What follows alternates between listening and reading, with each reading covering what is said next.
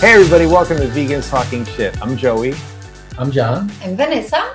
And we are continuing a previous episode where we began talking about a vegan community, but then we kind of went off the rails as we often do. But before we get into that episode, I'd like to remind all of you to like, subscribe, ring the bell, check us out on social media, and check out our Shopify store. I will have the link in the episode description. So, yeah, there you go.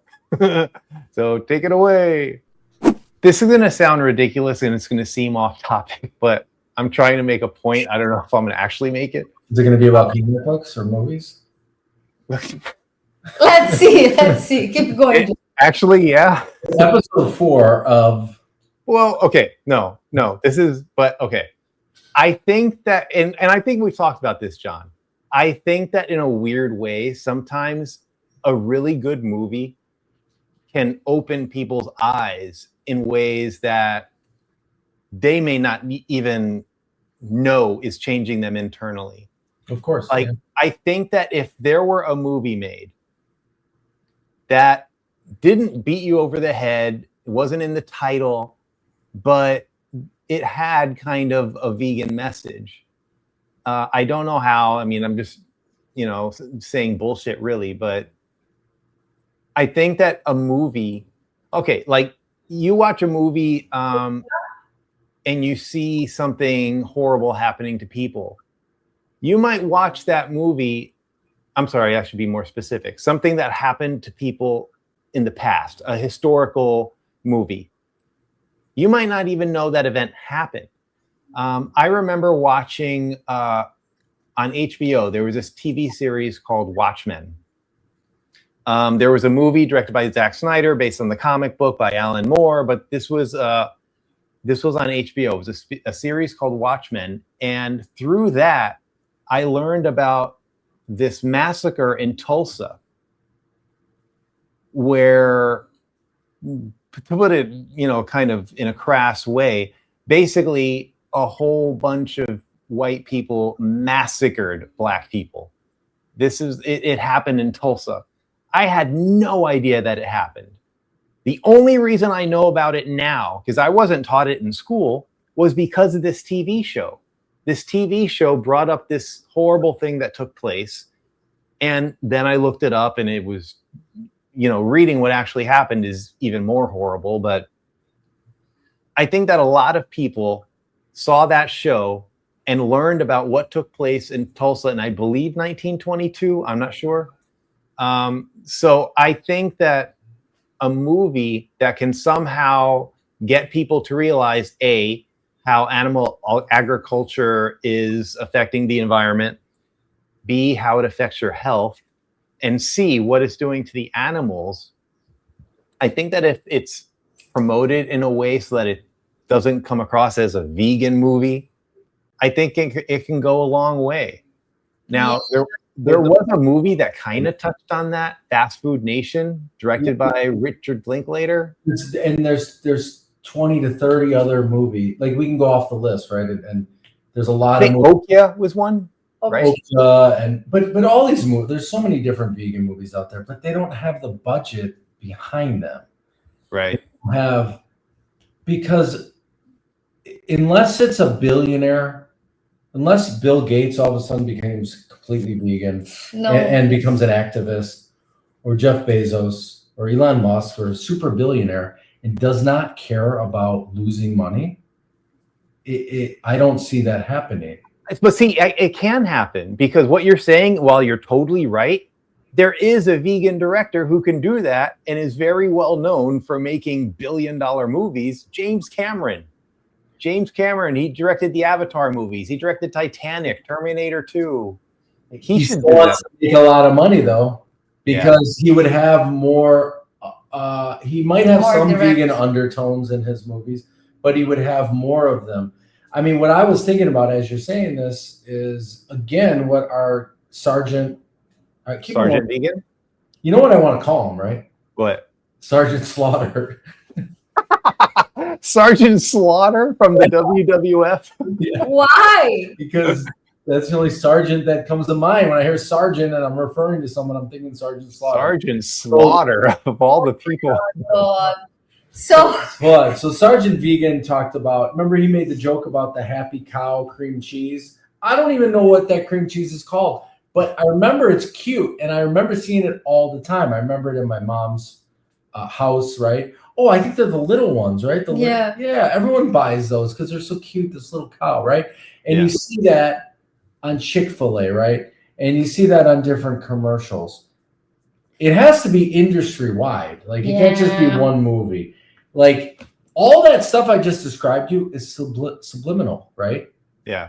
They don't even know, even though they really thought about it on that billboard, there's no way those cows are happy at Chick-fil-A. They're about to get slaughtered, right? But we don't think about it. We're just like, oh, a cute cow on our way to eat them. Well, I always go back to the pig in a barbecue joint. You know, all the time I see that. Yeah, you see a pig wearing an apron and and he's standing in front of a barbecue and he's smiling. Like, that is the biggest load of shit. All the time. Yeah. There's a whole supermarket chain in Chicago called Piggly Wiggly, and it's this dancing pig having fun. Piggly Wiggly. So if it has more, because like this is what you watched. That was a movie. It was basically a documentary. We have good documentaries. Like Cowspiracy is a pretty good one because talk about animals, talk about the environment, take everything, but they don't have the budget to hit too many people. And many people I know watch it and didn't care. Yeah. Didn't care. Well, because of all these other things that we always talk about. They don't have a community, right? They don't know any other vegans. They think of their life like... They choose to not care. Well, right, but they also... Yeah, but look. If I watch that movie, Cowspiracy or Game Changers at different types of my life, if I watched it maybe without Vanessa, maybe I wouldn't become vegan. I probably wouldn't have. Right? When you watch Game Changers, was it with Vanessa? Yes. Okay. You do not cook for yourself. Well, I was eating out, but I was eating out on every meal. But like, I still had no friends and family that were vegan, and frankly, I still don't outside of the vegan community that I had to make an effort to meet. Right. So, what's my point? It's just so hard.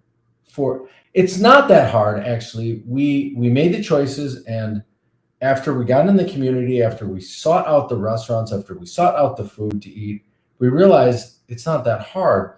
But before that, we thought it was, right? We thought like we couldn't, because we've been eating meat for freaking, for me, it was 40 years. 43. And with everyone, it's a long time. I mean, even if you're doing it like in your 20s, it's like you're doing it. It's just hard. Every meal, if you didn't have meat at the meal, you probably had some type of meat product, right? There was probably you might not have meat, but you had a little milk and something or cheese. And once you really chocolate, get down, I remember in the beginning, like I first went vegan, I'm like, what are we going to do for chocolate? Yeah, ice cream, chocolate, ice cream, cheese, like even bread. I got to worry about now, which I've made the mistake over the last couple of years. Yeah, because they make it with milk. They make bread. No, most bread is vegan.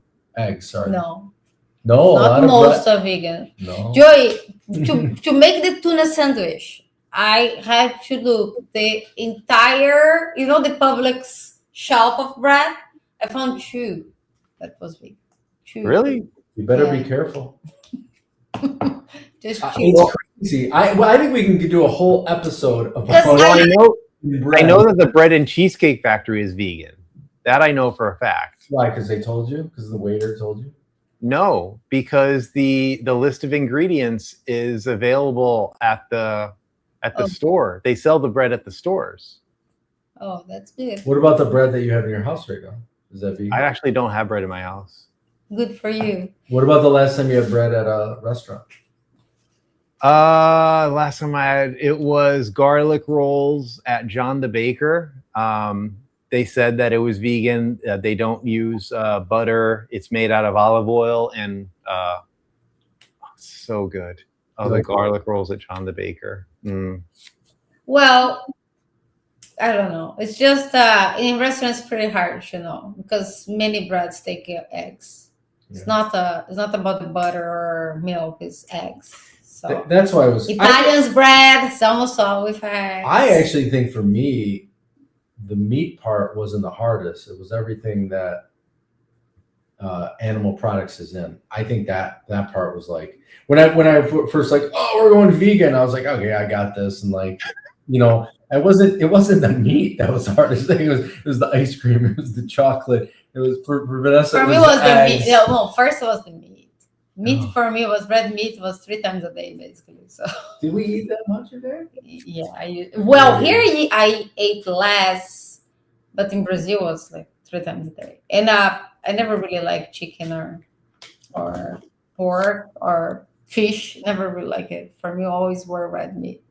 And 10 years ago, I would think that someone tell me, "Oh, you're going to be vegan." It's like, you're crazy. You'd beat them. Because I was basically closing my eyes to it, because I didn't know all I know about it. That's for sure. I really didn't know. In my mind, it was like, oh, it's so fast. They die quick, especially because in Brazil, most of the cows are it's free range.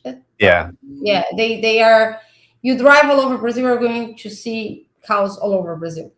So in my mind, like, oh, they have a happy life. They have their little baby around them, stuff like that. It's just few minutes, just few minutes. They don't feel, and they used to say like, oh, they don't feel anything. They don't know what's going on. Yeah. So in my mind, that was a good way to sell for me, especially me that always work rescue some dogs and cats on the streets. Yeah. And find the new owners. No, it's so let me ask you, what were the first thoughts you kind of had in your head when you heard like someone was vegan or even vegetarian? So the only vegetarian I knew was Lila, and Lila was always sick. In my mind, Lila was sick because she was vegetarian, but she was eating, I don't know, 30 eggs a day. So try like meet her protein intakes. In Brazil, it's not so easy. You find that the tofu is kind of like expensive, stuff like that. And in my mind, she was sick because she was vegetarian. And also, she never enjoyed any place. And now I understand her because she always worked with us. She was never eating with us. And we always work like criticizing her, like, you're not going to eat anything? Really? Nothing? That annoying people? That's what I get. That annoy me all the time. Yeah. So I used to be these annoying people with her, like, serious? You're not taking anything? Even fish? I was that person with her. And many times I got to her and say, like, maybe we're sick because this, maybe we're sick because this. In my mind, it was like, no way. And I remember, John, the first time I took in the Ilha Grande, Ilha Bela, the island? We met a doctor and a nutritionist, his wife there. She was a nutritionist? Okay. Yeah, and I asked her right there before, like, because in my mind, Lila, but I wasn't really kind of like exploring the idea. That idea was getting more in my mind. Because Inca always were talking to me, I want to be a vegan, I want to be a vegan, I want to be a vegan. 10 years passed and she's still not a vegan. So, but anyway, she always were talking about that in my mind. And I started questioning myself. And I asked her name is Paula, actually. I still have like some kind of a relation with her on Facebook. We exchange message. And she basically told me, oh, it is not natural. They have to take a bunch of vitamins and blah, blah, blah, blah, blah. Wow, that's what I needed. She's telling me that is not good. So it's not only my friends all the time sick, but the nutritionist that is married with a doctor is telling me that they have to take a bunch of vitamins. Okay, but what about well before that, like in your 20s? No, never had an idea about I understand. So if you heard someone was vegan or vegetarian, what would pop in your head? So there was one vegetarian I knew forever, Easter. Easter, remember Easter? Yeah. So, but she lived in a community. So you thought she was a weirdo? We always thought she was. That's what I like. The only vegan like Sergeant Slaughter / Sergeant Vegan. Like he said, what did he say? Shit, now I lost my train of thought. Oh, vegan wasn't even a word, right? Right. And I don't remember it being a word much either, like in my teens and my 20s. But I went to a couple of Grateful Dead shows, and I saw people these hippies selling veggie burritos. And that was the first time I saw like vegetarians, right? And I was like, oh, that's interesting. They're kind of weird. So that's what I always popped in my head, like weirdos, right? And there also weren't that many vegans, vegetarians. Like those are the only ones I knew in my 20s and 30s. So this my mom's friend. She is part of a different kind of religion that mix many kind of Asian religion, stuff like that. They live in a community, like everybody has they're very nice. your place. John visit. I took John there. Is really different. She always were amazing, a really nice person, like a very peaceful person. So I always liked her. But for us, it was always weird. She didn't eat anything. And she lived in a community, like in the middle of nowhere, because it was really far away, like in the middle of the forest, basically. And in my mind was her or my friend that always were sick. How old were you when you became vegan, Joy? It was 14 years ago. I'm 53, so 39. So in your 20s, let's say even 30s, like before you were even thinking about it, like what first thought came to mind when you heard someone's a vegetarian or vegan? My first time knowing a vegetarian was this guy. I used to work at Larry's Ice Cream. Larry's Ice Cream. I worked my way up to senior scooper, I'll have you know. And there was a guy I worked with named Anthony. No, I'm sorry. Well, Anthony, but we called him Andy. And Andy told me he was vegetarian. I was in high school, so I was like, vegetarian. So, and I was just, that I can't have burgers and pizza. Yeah, it was so far away from within the realm of not just possibility, but just logic. Like in my head, it made no sense. Like, why? That's what you just said, I think, is what most people still think. They're just like, why? And what's crazy about it is a lot of stuff is in their face now. Like they can see like the factory farming, which we couldn't really see it in our 20s and 30s, maybe a little, right? But now it's like in their face and they know vegans, but they're still like, why? Like they don't get the logic, even though they know all these animals are getting slaughtered. And he was just a vegetarian. Once I heard about vegans, it was like, what? That was true, Joy, because now I remember other part. Because everything went like a kind of like a together. This is my friend that was vegetarian, always sick and blah, blah, blah. And after my friend Bianca started in my ears, and I had a call when Tigre was dying. So I started like being aware, like, wow, there's soul in the cow, all that stuff together. And I remember, oh my God, I lost my oh Jesus. I think it's the logic part, like you said. I really think that is the main thing, because you are a good person in your 30s. I like to think so. But you still eat pizza and burgers, right? Right. Yeah. It wasn't logical to become vegan. And it's still, for these people, not logical. It's not I think my mom's a great person. It's not logical for her for whatever reason. Well, I think that back then there was no internet back then. I mean, not the internet that we know. But I still think for whatever reason, it's still not logical in their fucking brains. Yeah. The stuff's in their face. They're just like, why? Why would you limit yourself to one restaurant? Now I remember. In a 20-mile radius. I remember what I was going to tell. After that, there was a lady living in our building. Her name was Lila Chu, the same as my other friend. I rescued a cat, and she helped me find a owner for the cat. we were not like a closed, but I was driving, so she didn't have a car, and we were driving to the other city to deliver the cat after we fixed the cat, all that stuff. She was super nice, and she was vegan, and she told me in the car, and I had no idea what was it exactly. I really asked the question, even milk and eggs, and in my mind it was like, how she does. Seriously, Because actually it's in Brazil. It's like, how she does that? And I asked her, she said, oh, she lived in France, so she already had a different kind of views about it.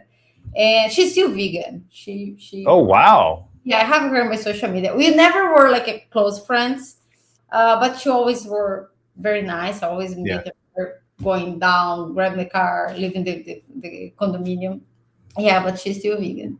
She and her boyfriend were vegan. It's weird that like they should put all the vegan geniuses in a think tank and try to figure out how to make the population of the world to make that connection. Because it's not working with the slaughter videos, it's not working with the protesting, it's not working with all the vegan products out there, the vegan restaurants. It's working a little bit, right? Every year a little more. But not so. But for some of us, all of a sudden it just clicks, right? It's like when someone finds religion, all of a sudden, like that's what it was for all of us, it seems like. Because when I watch Game Changers, it just clicked, right? And maybe it's different for every single person, but I don't know. I feel like I'm onto something, or there's got to be like something that can make the majority of people click. Because a lot of these people are good people. Yeah, we were good people. We always talk shit, right? Our podcast is called Vegans Talking Shit. We talk shit about the meat eaters, but we were fucking meat eaters. Yeah. You know, why did it click for us? And there's other people out there that are genuinely probably kinder people, right? In the rest of their lives than we are.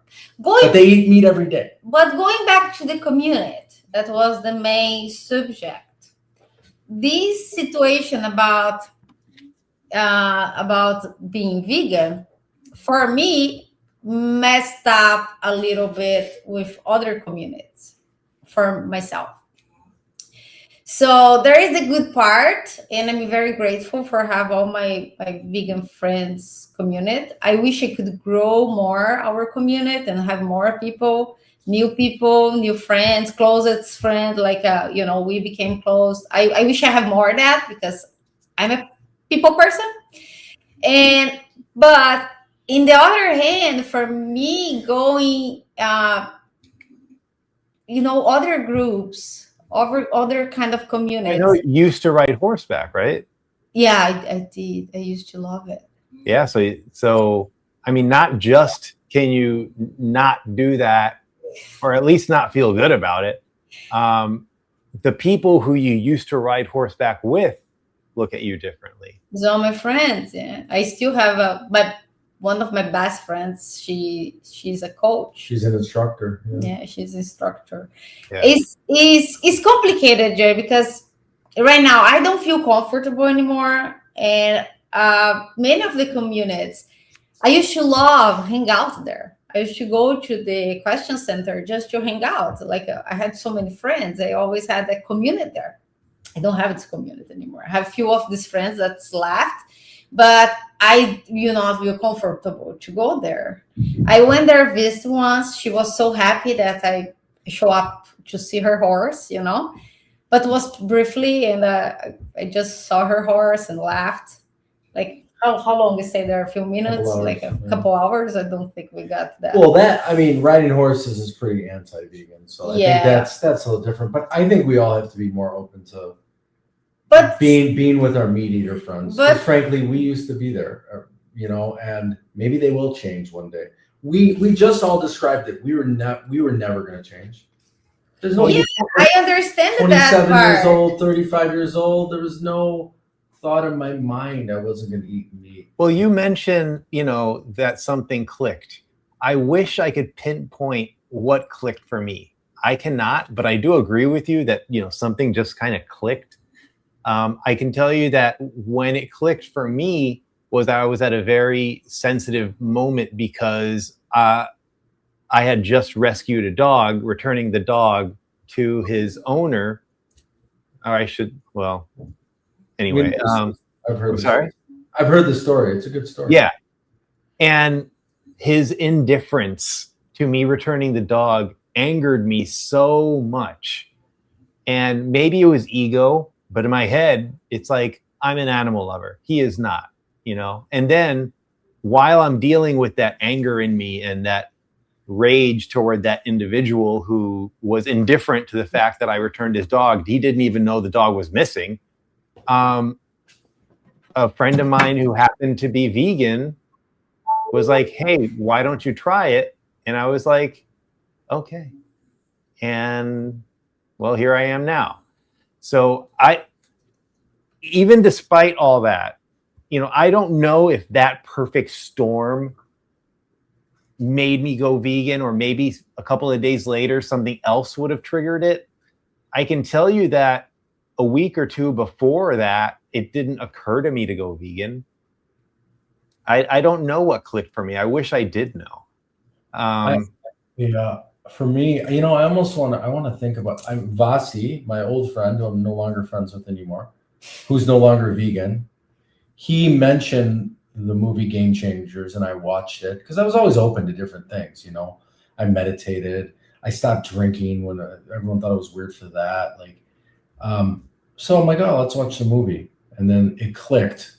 But I think I only watched the movie not only because he recommended it, because at that point in my life, I was really started to care about my health. Vanessa actually just got a job where she had good health insurance. Yeah. So I'm like, oh, I can get a colonoscopy, and it's not gonna, you know, cost me that much. No? Colonoscopy, whatever. Joey just got one too. Colonoscopy. Colonoscopy. Clean as a whistle, I was told. I think that was part of it. At that moment in my life, I was really concerned about my health. And so I watched Game Changers, the health documentary about veganism, and it just clicked. And James Cameron was it's crazy. It wasn't about the animals at first at all for me. It was literally, I don't want to die because of all the terrible things in meat products. Well, you look at Kevin Smith. I mean, he was a cheeseburger and pizza kind of guy, making his movies, and then he had a heart attack. And I'm not a health vegan, clearly, but I don't think it's talked about enough how being vegan means you no longer consume cholesterol. Yeah. Cholesterol is the leading cause of heart disease. Heart disease is the #1 killer in the United States. Yeah. So it's just like A to B to C. You know, like if you go vegan, the chances of you dying from the #1 cause of death in the United States is extremely reduced. I don't want to say that it's, you know, it's a cure for it or that it completely prevents it. You know, I'm not a medical professional, but also medical professionals aren't nutritionists. But it is cause and effect. Like heart disease caused by cholesterol. Cholesterol is in your animal product foods. Yeah. If you eliminate animal product foods, then what happens? You greatly, greatly, greatly reduce the chances of getting heart disease. But people prefer to take a pill because the doctor just prescribe a pill for your cholesterol. They'd rather prescribe a pill than tell you to go vegan. And of course, more people would be happy to take a pill over going vegan, unfortunately. Yeah. But for me, didn't affect me so much. Yeah. About the community and all that stuff. I wish I sit in a table with animal products and feel okay. I don't anymore. You know, I know that you were talking about Game Changers, and James Cameron was behind that. I know that, you know, you say that, John, you were saying that it's too much money to make a movie. Like, you know, basically you're going to lose money. But let's say in this fantasy world that I'm creating. James Cameron decides to make a movie. Okay. He has millions and millions and millions of dollars. So he decides he's going to spend those millions on making a movie, a fictional movie, with a cast that includes Joaquin Phoenix, Natalie Portman, Jessica Chastain, and music by Billie Eilish. I mean, those are A-list people. They might not take salaries. That's what I'm saying. Like they might not take salaries. I don't think Billie Eilish would take a salary. And I think people would almost not even care about what the plot of the movie is. I think they would just go see it. Right. You know, based on that. It's strange to me, isn't it, that some of these actors, actresses, singers don't speak out more when they have that platform? Why isn't Cameron speaking out about it? Well, he made the documentary. I think he does what he does, and then he kind of stays quiet. You know, he'll make his. Why aren't some of them more hardcore? Why aren't more of them like Joaquin?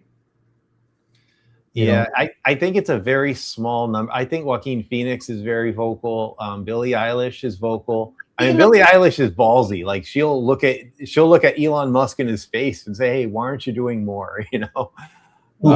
Yeah, she did that. Yeah, you don't know about that? No. It's a wonderful story. I love it. They were just at the same event or something?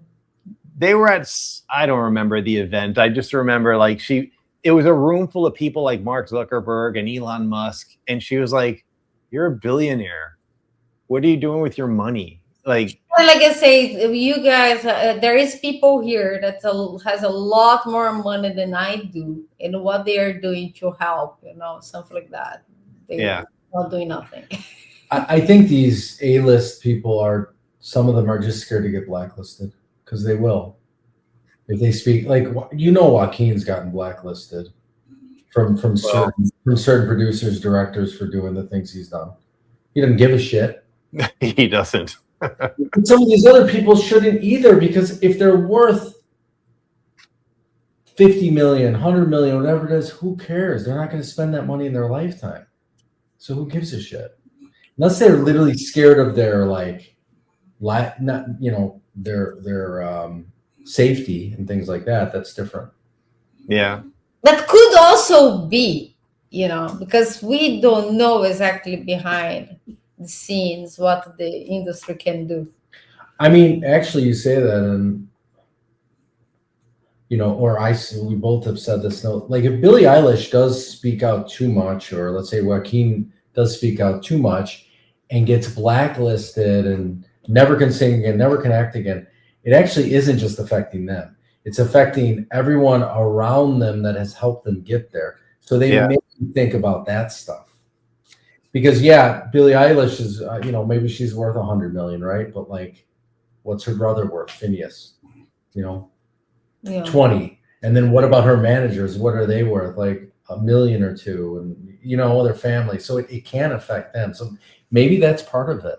Yeah, you're right. Screw up their legacy, their kids, everything else. So they don't go on a so they can't be Gary Yourofsky. Right. Yeah.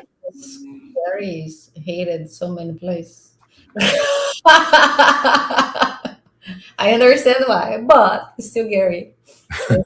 I actually miss Gary in our podcast, John. He wants to come back. You should message him. I miss him. I have my questions to make to him. That didn't finish. So he actually said he wants to come back. Yeah, he said. I think he would come back. I can email him. I'm pretty sure he can come back. When you are back, we can invite him. I mean, what if he asks us, like, what other vegan celebrities have you guys brought? What did you say, Sergeant Slaughter? He's Slaughter? No, John. Sergeant Vegan. My God, Jonathan. I'm kidding. Did you just draw this? No, it's Livia. Look at Vanessa just drew. Oh, that's very cute. My niece drew when she was here last time, and I cannot get rid of, For those of you who don't have YouTube, Vanessa is showing little drawings that her niece drew. Yeah, she did a bunch, and I'm using now to calculate. I use the rest of the little block to to do adult stuff. Stocks. Yeah. What's that cute? Don't take stock from us, people. No. Please. No. All right. Well, we've gone over an hour. I think we can split this one in two. Okay. Is there anything else to talk about before we go? No, I mean, I think we covered everything and more. All right. All right. So for Vegan Talking Shit, I'm Joey. I'm John. And Vanessa. And we are out of here. What else, though, before we leave? What? You forgot. Subscribe. Oh. Ring the bell, send us a message. Comment. You help us spread the word. Help us spread veganism throughout South Florida and beyond. And buy Vegan Talking Shit merchandise at our Shopify stores. Yeah, Link in the comment in the. Go to Shopify. Go to Shopify. Buy some coffee cups. Yes. My T-shirt's in the other room, or I would show it to you. And wherever you guys are, South Florida, Chicago, New York, LA, Germany, Thailand, Philippines, Australia, Okay. Switzerland, we got people. Canada, thank you. We appreciate it. Yeah. All right. Bye, everyone. Bye.